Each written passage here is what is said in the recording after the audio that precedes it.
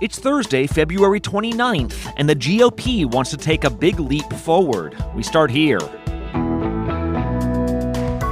Senate Minority Leader Mitch McConnell says he's stepping back and the race is on to succeed him. It's three Johns: John Barrasso, John Cornyn, and John Thune. That's not the only position that's become available. Why this could be a transformational moment for Republicans. It was used in America's deadliest mass shooting, but is it illegal? Do these devices effectively render a semi-automatic gun into an automatic one? The Supreme Court weighs whether to outlaw bump stocks.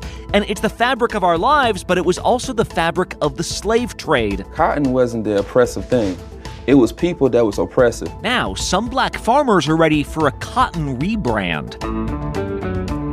From ABC News, this is Start Here. I'm Brad Milkey.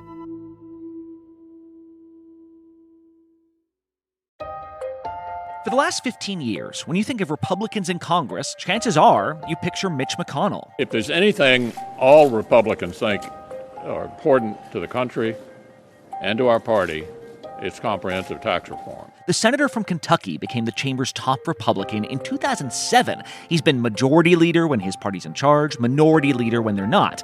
He's been the architect of some of the most consequential Republican policies of his generation, from massive tax cuts to stalling Barack Obama's Supreme Court pick, which crucially eventually led to the overturning of Roe v. Wade. But McConnell's also a classic politician in that he will work with Democrats to avert a shutdown. He'll stall an effort by his own members because he knows it'll hurt the party in the long term. And perhaps all of this led to a changing of the guard yesterday as Mitch McConnell announced that later this year he will be stepping down as majority leader. He will no longer be that face of his party. Let's start the day with Sarah Isgur, a former Republican strategist and ABC News contributor. Sarah, why now? Why was this the moment for McConnell to step down as leader?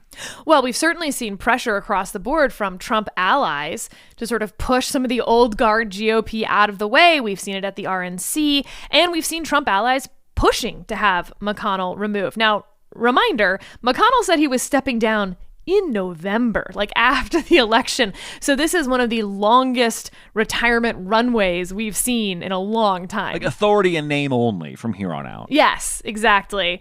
So I think he's really just trying to get ahead of the news cycle. He'd have some health problems. Donald Trump Jr., for instance, had called him glitching Mitch glitch.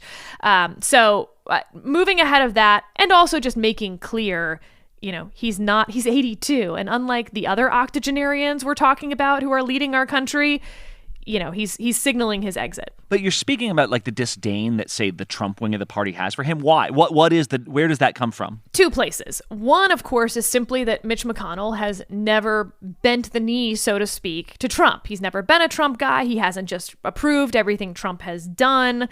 He's been, in some ways, a thorn in Trump's side when he was president, and even since. I mean, just think about around the January 6th impeachment hearing. Former President Trump's actions preceded the riot were a disgraceful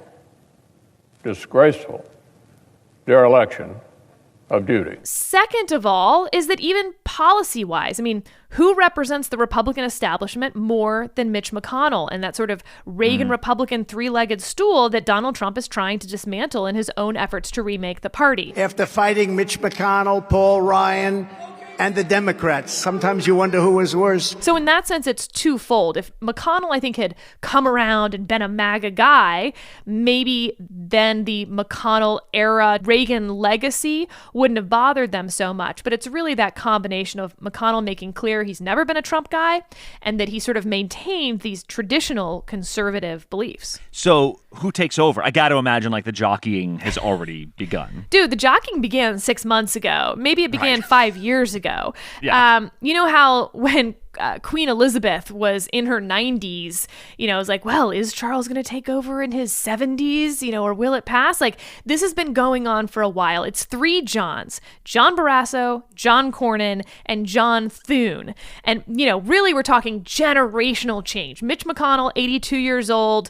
Two of the three Johns are in their 70s. One of the Johns is in their 60s. So just a huge shift in, I think, the age cohort that we're talking about here for Republican leadership. Well, and I'm thinking about how the party is changing. And it's not just the Senate. It's not just the House where they've got a new speaker, by the way. You also mentioned the Republican National Committee, the apparatus that runs primaries, runs fundraising for a lot of the GOP. Leadership there is up for grabs. Why has that position become such a lightning rod?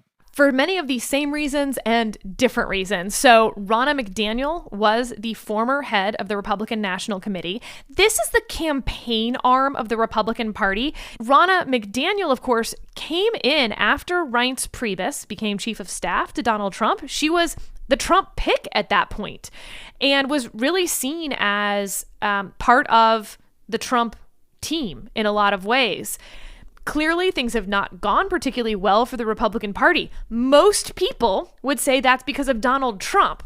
But, of course, Donald Trump can't say anything is Donald Trump's fault. And so they've placed a lot of that blame on Ronna McDaniel. The final straw, I think, has been Ronna McDaniel's unwillingness to push the members of the RNC, the 168 as they're called, because creatively there's 168 members who get to vote, unwilling to push them to basically declare Donald Trump the de facto nominee of the Republican Party, and has allowed this primary to continue with Nikki Haley. Oh, like this was where, like after the first two contests or whatever, they were like, you should just name him the nominee now. And she was like, well, no, we're going to let people vote. Yeah, so that's number one. Number two has been this sort of side scuffle that not a lot of people have paid attention to, but it's been pretty important in Republican circles. Will the RNC pay Trump's legal bills? You know, they're raising huge amounts of money to support what will looks like be Donald Trump as the Republican nominee.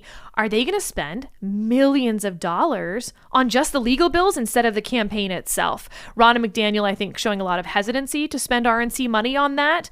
And the person who might replace Ronna McDaniel? It's very clear the choice in the Republican Party for the nominee for president of the United States is Donald J. Trump. Lo and behold, it's potentially Trump's daughter-in-law, who I don't think will show that level of hesitancy. Yeah, Laura Trump, right?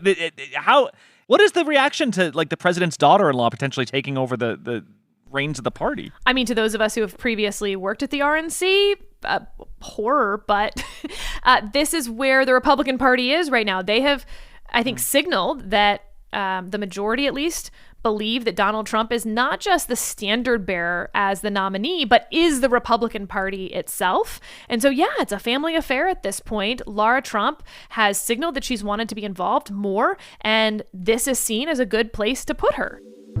Right, we've been hearing this might happen, but yesterday she finally kind of officially threw her hat in the ring, and now we're in the middle of a presidential election year. It'll be fascinating if Trump, whether he wins or loses, what it will mean to have his family running this entire apparatus. All right, Sarah Isgur, thank you so much. Thank you.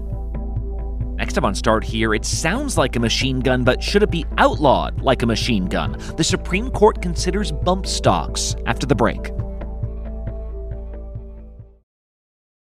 With daylight saving time upon us, we're looking forward to more daylight and longer days from March through November, and while setting our clocks forward gives us the illusion of more time, it doesn't necessarily help businesses find qualified candidates any sooner. Fear not, there is a solution. ZipRecruiter. ZipRecruiter is your 24/7 hiring partner working tirelessly to connect you with the right candidate. Once you post your job on ZipRecruiter, it gets distributed to over 100 job sites, ensuring you reach a diverse pool of qualified individuals. Their smart technology scans thousands of resumes, matching you with people whose skills perfectly align with your job requirements. Spring forward with a new hiring partner, ZipRecruiter, and find top talent sooner. See why 4 out of 5 employers who post on ZipRecruiter get a quality candidate within the first day. Just go to this exclusive web address to try ZipRecruiter for free, ZipRecruiter.com/starthere. Again, that's ZipRecruiter.com/starthere. ZipRecruiter, the smartest way to hire. A chilling new true crime podcast on Gilgo Beach. The perfect place to dump a body. Inside the search for a serial killer. Her last phone call was to 911.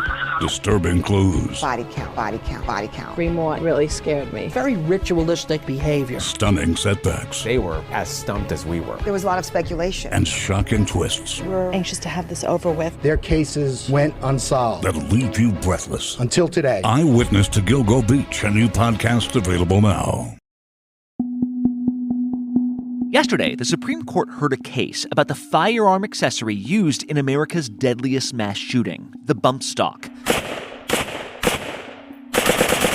Remember, you're not usually allowed to have an automatic weapon in this country where you just hold the trigger down and bullets spray out. What the bump stock does, though, is take a standard semi-automatic rifle and harnesses the recoil, the kickback, to make your finger hit the trigger sometimes hundreds of times per minute. In 2017, after the mass shooting in Las Vegas, President Trump ordered it banned as an illegal machine gun. But is it one? That's the question that the Supreme Court was looking at, and we're joined now by ABC senior Washington reporter Devin Dwyer. Devin, it's unnerving just to hear, that was like stock footage, basically, from the inventor of the bump stock who you spoke to. It's unnerving just to hear that number of rounds rattling off, let alone the actual shooting. What was this case about?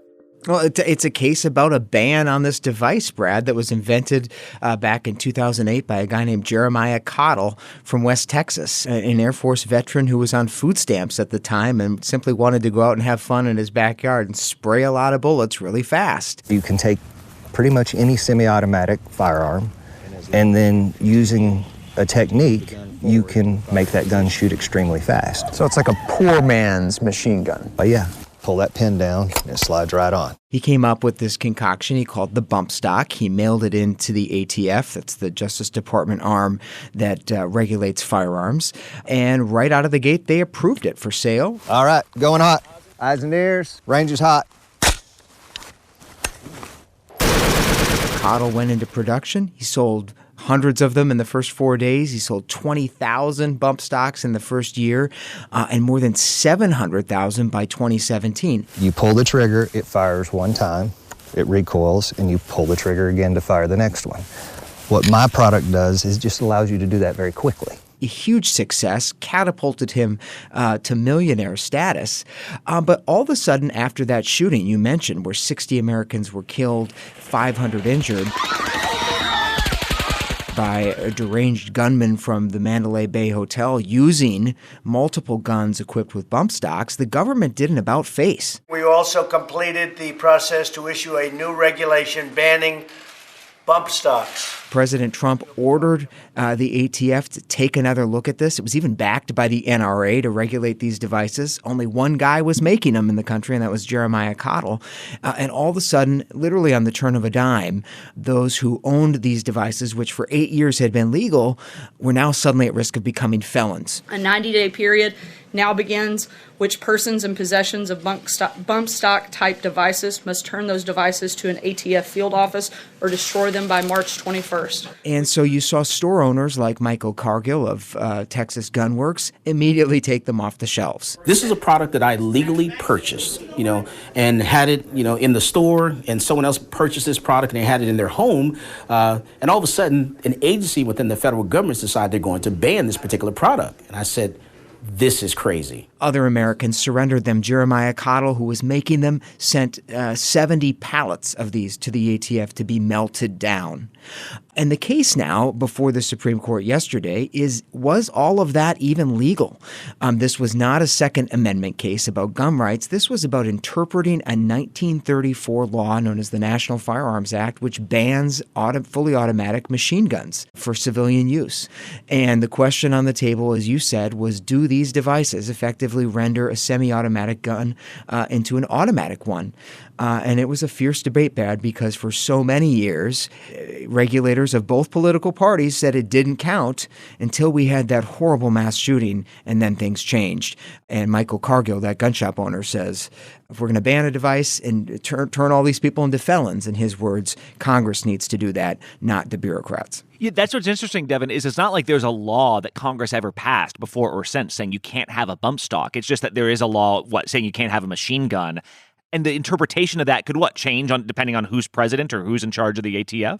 Well, it was a mind-numbing debate yesterday on the technicals of what is a machine gun. The 1934 law, well before anybody invented a bump stock, says that any weapon that fires automatically at the single function of the trigger constitutes a machine gun and therefore is prohibited from sale, can't be manufactured in this country, although those that existed at the time were allowed to be remain in circulation regulated. But what about this device that slides onto the back of a gun and harnesses the recoil, and once you activate it once, keeps going, spraying bullets at 400 to 800 rounds a minute? Certainly not the level of a machine gun, which can be up to 950 rounds a minute, but it's a heck of a lot faster than pulling the trigger individually, 60 times a minute. And so the court was all in the weeds on the details of this, and it was not clear how they're going to come out.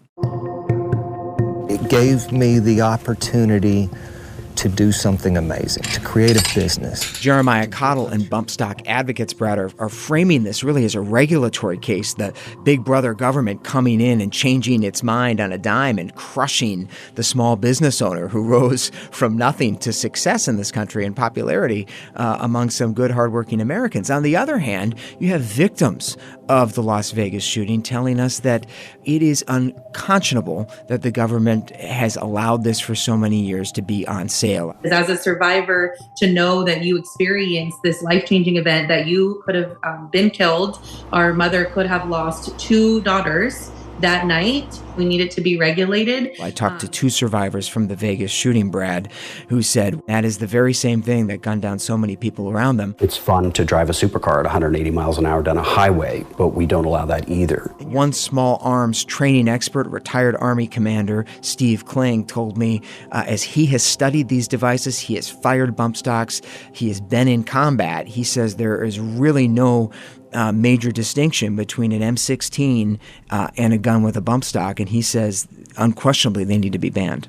So where did the justices land? Like, did it seem split in there? Well, on the danger of these devices, it was very clear that the liberals were much more concerned about if it looks like a machine gun, sounds like a machine gun, then it probably is a machine gun. You're saying, well, maybe they didn't define the bump stock as the trigger, but it functions in precisely the same way.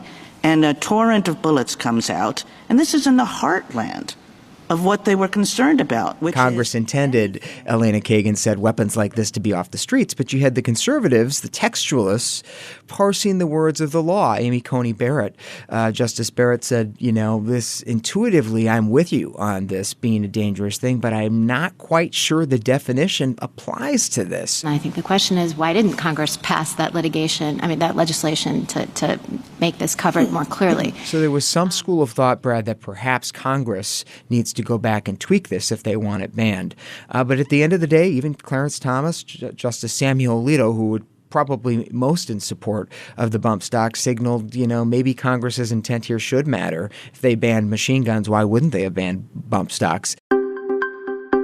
But a fascinating debate, and in that crowd in the courtroom, I saw Michael Cargill, the Texas gun shop owner. He wants them back on the shelves, Brad, as soon as possible because he says these are about having fun, and that if bad guys want to do bad things, they'll get their hands on whatever they need to do that, which is a familiar argument we hear from gun rights advocates. Yeah, although in this case, again, deadliest shooting in American history perpetrated with one of these in a way that no one had ever quite harnessed before. All right, Devin Dwyer, thank you so much. Thanks, Brad. Today is the last day of February, which also means it's the last day of Black History Month. And perhaps one of the most fascinating stories I've seen this whole month has been the work of ABC's Steve Osunsami, examining how the legacy of slavery has impacted farming. And I'm not talking just about how black farmers have been sidelined since Reconstruction. I'm talking about the very crops that farmers choose to raise. Steve's with us now. And Steve, we're talking about the crop that a lot of people might associate the most with the American South, cotton. Absolutely. You drive through parts of the South in the fall, and the fields are beautiful. They look like snow, long fields of cotton plants and cotton buds. However, it's a crop that for many Americans comes with a lot of shame, trauma. Many Black Americans look at these same beautiful fields of white cotton and think of slavery. Cotton wasn't the oppressive thing. It was people that was oppressive and taught us people and made us work like we was machines. We met 37-year-old Julius Tillery. He is a farmer, a cotton farmer in North Carolina. So basically, we cut the bottom of the stalk and we stuff it in a box here, and we make products out of it. He tells you that he is fine with being called a cotton picker, which to many people is a slur. When I was at North Carolina A&T, I had a professor come to me and say, you're just as rare as a bird with teeth. You're a black cotton farmer that has an economics degree from UNC Chapel Hill. Right. And is trying to show farmers, in particular black farmers, and in particular black cotton farmers across the South, how to make good money in a global economy. We got to remember, this is American cotton. This is black cotton. This is special cotton. So we want to add that value to it and bring people together to change this perspective of negativity around cotton and show how cotton is something that we can have pride in. And part of what he's doing, Brad, is he's trying to change the narrative of what it means for black Americans to pick cotton. Why? Why is, and I'm not trying to be funny, but why is it important to have black cotton farmers? Why is that important to him? It's important to him because he wants to sort of be known in his community as being part of a profession that black Americans can be proud of. And right now he feels he doesn't have that. Well, a lot of people, what they know about cotton is what they've read or what they've seen in Roots and a lot of negative tropes. But a lot of these people, what they know about cotton is not from the fields and not from the people that's close to the fields. Think about it. When you see the movies, a shorthand way to speak of oppression visually in like a movie like 12 Years a Slave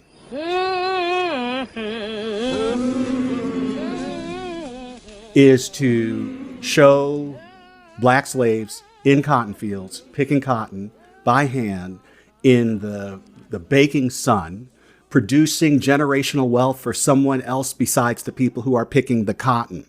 That's the sort of thought behind picking cotton in America for many Americans. And he wants to change that. Proof that there is still this shame and stigma is in putting together this story. I just started, looking around the internet, and it didn't take me long to find story after story, incident after incident. A family speaking out after students were asked to clean cotton in class. For example, a history teacher who passed around cotton and asked the students to pick it. I was hurt and devastated and mad about it. I sat there for a few minutes and then started doing it because I didn't want to get in trouble. There are a number of examples of that. And this is something that Julius Tillery is very well aware of. The pain is felt by people who've never been close to a cotton field. And us that live close to cotton fields, we're numb to it. We don't understand that pain because we live close to it. We know that cotton is not here to hurt us. And he says that, as a black American and as a black cotton farmer, as a cotton picker, as he will tell you, that, he wants to change the branding of cotton and of picking cotton in black American culture. And so how do you convince, a high schooler, thinking like a black teenager, to become a farmer? Because you and I have talked before about just how the farming profession is like, we want to diversify this profession, but then to be like the crop you should really focus on is cotton. Yeah. One of the points he makes is that there are very few black cotton farmers. In the cotton industry, where do black farmers sit? Hardly don't even sit. It's not many of us. We're basically extinct. It's less than 100 black cotton farmers in the whole country. And cotton is big business. I mean, I would say that, of the many people who are listening to our voices right now, probably all of them are wearing something that was made from cotton. It sucks the cotton up and it goes into this gin equipment right here. He took us to a cotton gin where we got to see the cotton being processed.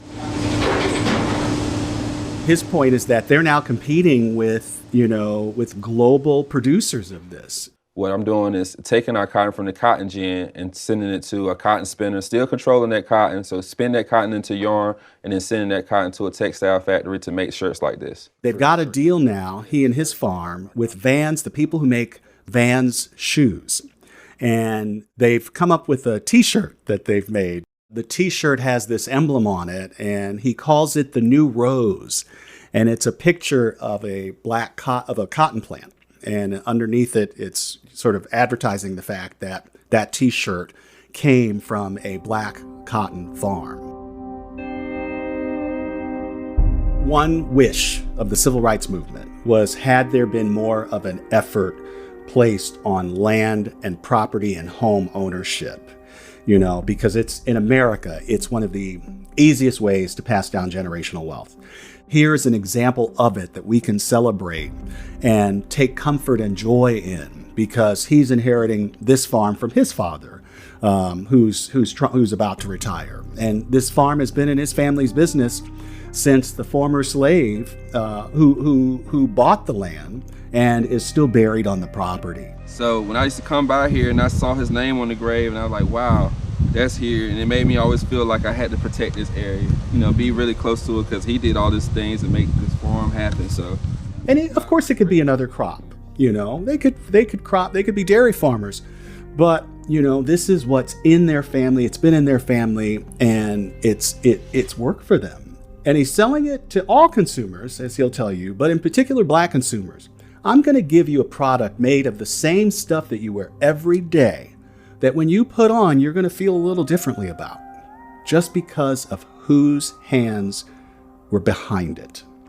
And that's a powerful thing. Such an engaging topic that is really sparking a lot of conversation right now. Steve Osunsami, thank you so much. Always a pleasure. Okay, one more quick break. When we come back, come with me and you'll be in a world of AI exaggeration. The suspense is terrible. I hope it'll last. One Last Thing is next. Hey, I'm Andy Mitchell, a New York Times bestselling author. And I'm Sabrina Kohlberg, a morning television producer. We're moms of toddlers and best friends of 20 years. And we both love to talk about being parents, yes, but also pop culture. So we're combining our two interests by talking to celebrities, writers, and fellow scholars of TV and movies. Cinema, really. About what we all can learn from the fictional moms we love to watch. From ABC Audio and Good Morning America, Pop Culture Moms is out now wherever you listen to podcasts. And one last thing. I want an Oompa Loompa now! If you know the movie Willy Wonka and the Chocolate Factory, you know a big theme is kids getting what they deserve. Violet, you're turning violet, Violet! But you gotta imagine, after spending gobs of money to get in, even Charlie and Grandpa Joe would have been disappointed by this. This week in Scotland, there is outrage building over a children's attraction in Glasgow that billed itself as Willy Wonka's chocolate experience come to life. In online advertisements, you saw magical footpaths weaving between larger-than-life lollipops, chocolate rivers, just like what you'd see in the movie. My chocolate! My beautiful chocolate! Tickets to this cost upwards of $40. Over the weekend, when families showed up, they saw this. What is that? It's the end.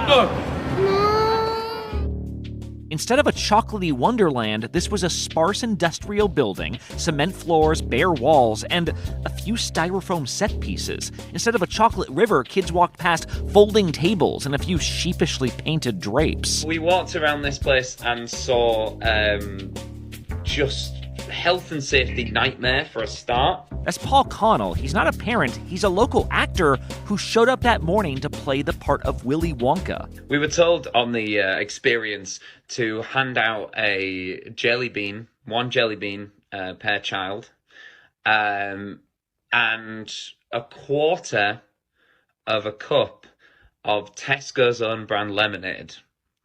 That was what the children got. No chocolate.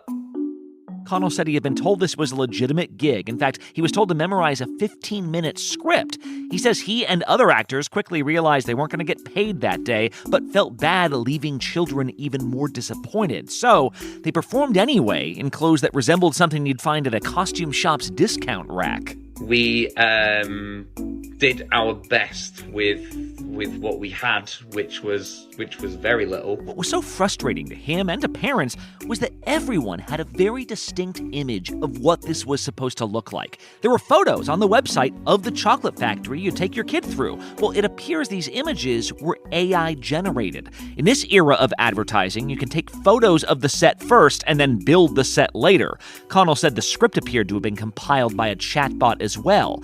By the end of the event, he said, it had become lawless. Children were crying, parents were shouting, onlookers started stealing things, police were called. This was a child-sized fire fest.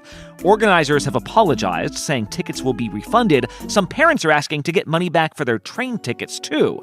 But when you think about it, Willy Wonka is not just the story of entitled children, it's also the tale of a madman who hires cheap labor and then invites children to a factory with no care for consequences. Perhaps you don't get more Wonka than this.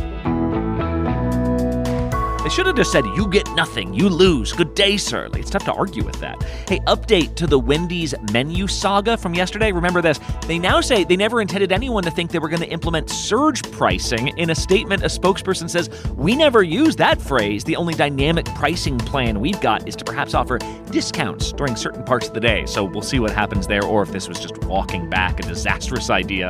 More on all these stories at abcnews.com or the ABC News app. I'm Brad Milkey. See you tomorrow.